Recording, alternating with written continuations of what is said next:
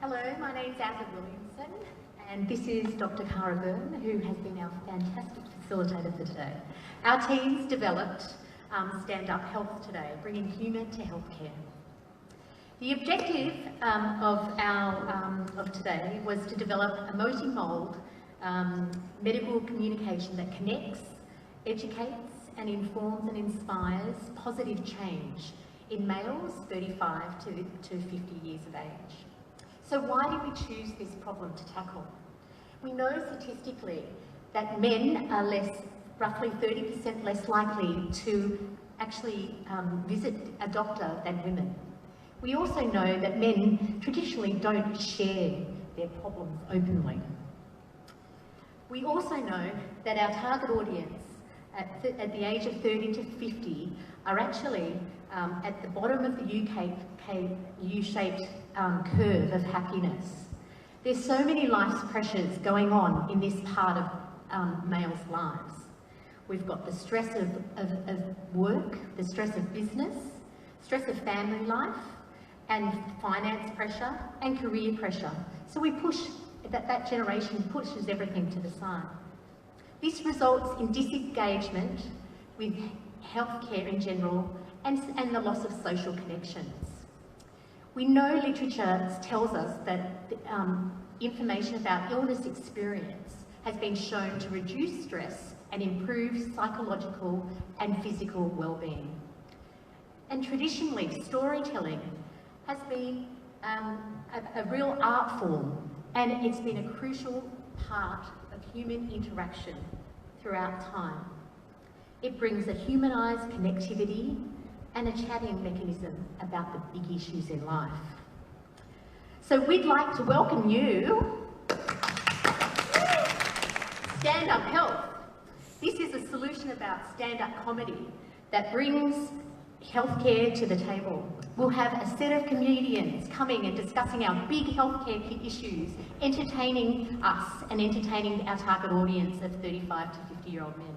Tickets are sold to our target population and their retrospective partners because we know they're key influencers. We've got ideas at Father's Day stores where you actually come away with a ticket and your little kid brings home Daddy a ticket to come to our show. So come on, loved ones, give your loved one a nice red rose and bring them a ticket, buy them a ticket to the best healthcare show on town. We know that men are going to have a great experience at this show. They're going to enjoy a laugh and they're going to tackle and really think about a serious problem.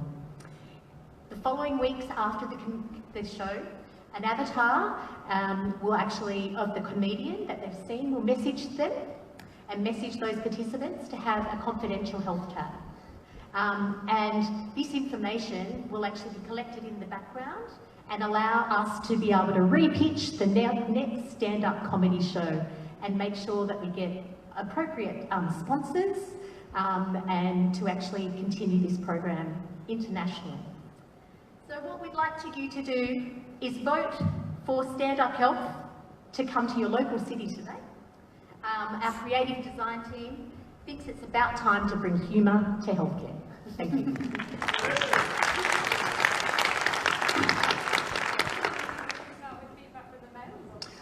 Well, yes, it's good to be able to say that this is something that's actually targeted at me, and so it's really positive feedback. As noted by my feeble attempt at humour, humour is a way that men frequently respond to these issues, and so I think you're really tapping into something that would work. One of the sort of a question, and sort of whether or not you thought about it, is that the immediate follow-up is not necessarily going to get a trigger, but it may trigger something when a crisis or an event occurs and there's a connection. Have you thought about a longer-term connectivity beyond that immediate follow-up? I think the first part of the follow-up conversation is about igniting that voice, and actually for men in their mid-years to actually feel comfortable about talking about their healthcare problems, and that ignites a behavioural change in itself. Okay. And I guess also we could have a series of events where that, through different towns, so that people can come to the show once, they can see, you know, people talk about their health, the seed can be planted, and then they can come back a second time. So it might be the second or third event that they go to, that they then feel comfortable talking about this issue.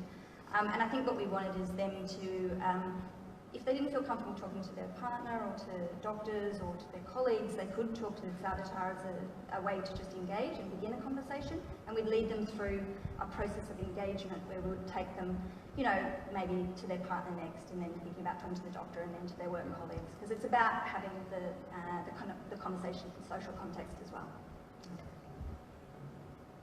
Thank you.